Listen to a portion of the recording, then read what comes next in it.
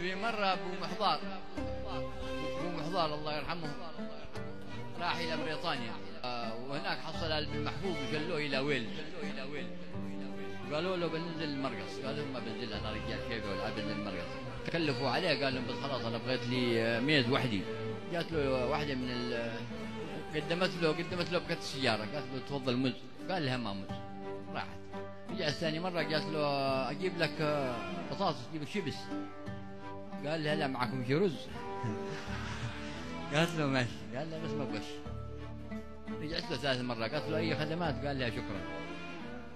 قالت له ليش غمستنا؟ ليش شرطي؟ وطبعا ما أشلها، تفكر حصل بالمحفوظ يضحكون، عرف إنها مارية. فقال لها بغيت ورقة بياض، وكتب الورقة منين ومن عيون الزرق من وين؟ أيضا ومن عيون الزرق لزازة.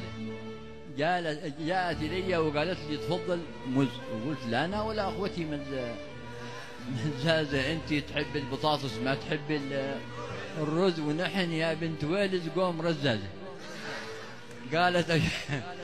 قالت أشوفك بعيانك علي تغمز، وقلت مغمست اللي أنت غماز.